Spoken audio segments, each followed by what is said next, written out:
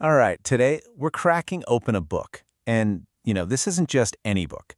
Think of it more like a modern-day grimoire, a kind of spell book for power.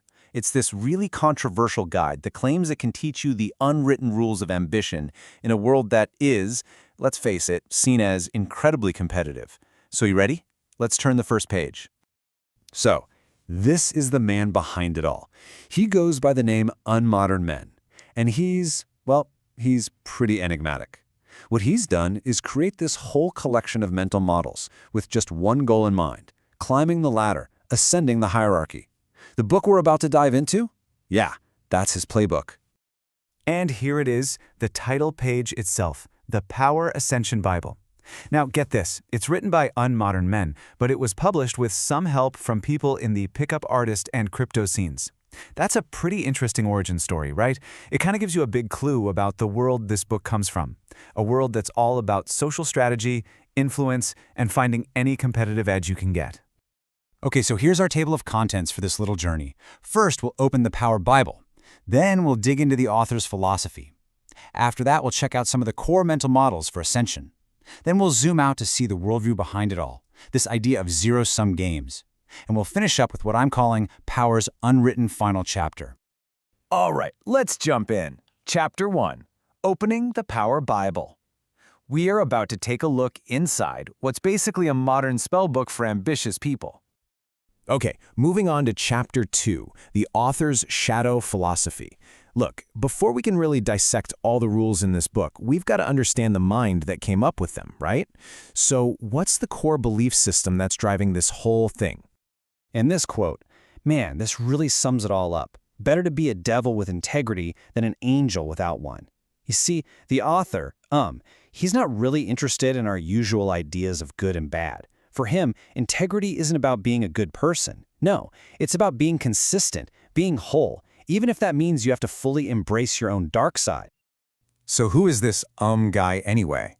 Well, according to the book, his background is fascinating. He's a pharmacist who also got an MBA, and he spent over a decade in corporate management. His biggest influences? Think Nietzsche and Freud. So you've got this mix of medicine, corporate strategy, and some pretty dark philosophy all rolled into one.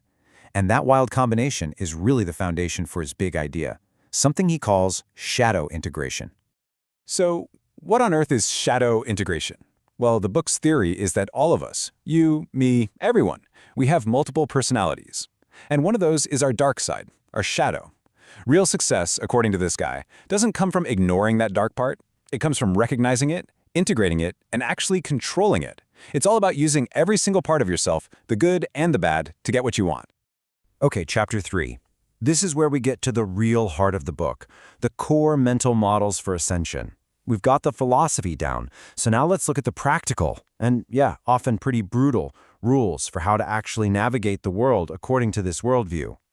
So let's kick things off with competence. The book says, best managers don't manage people, they manage pressure. Think about that for a second. It completely redefines leadership. It's not about being a people person or nurturing your team. In this world, a real leader's job is to be a sponge for pressure, to absorb it and redirect it, to be the calm eye of the hurricane. And what about the people at the top, the elites? The book has a very specific take. They aren't evil, they're predatory. And a predator isn't evil, right? It just does what it has to do to win.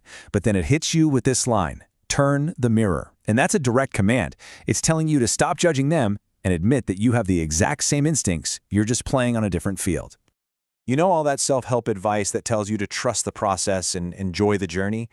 Yep, this book takes that idea and just throws it out the window.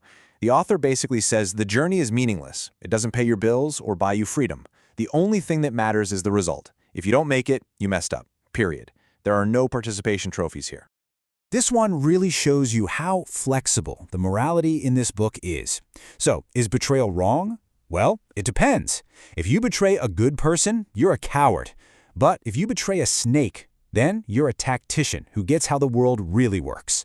So in this view, knowing when to be deceptive isn't just an option, it's a critical skill you need to survive and get ahead.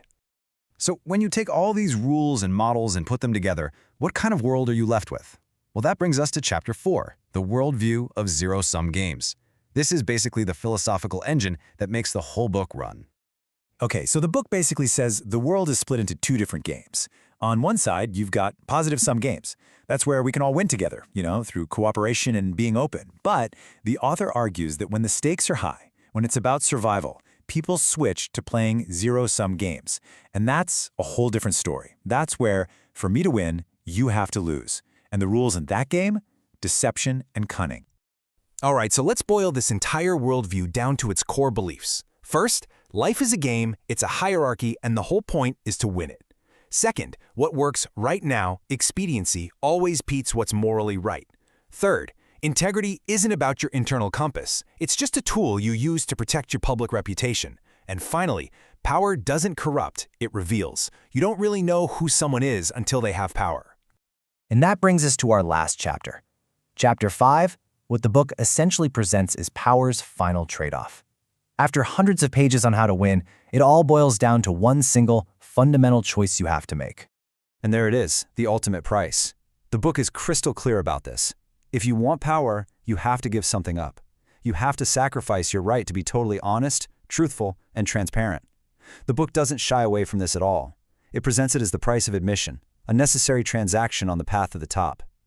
So we're closing the book on that note, and it leaves us with one big question. Look, the Power Ascension Bible, it gives you a playbook. It's detailed, it's ruthless, and honestly, it's pretty consistent in its logic for how to win this game of power. But the one thing it doesn't tell you is this. After you've won, after you've climbed the ladder, can you live with the person you had to become to get there?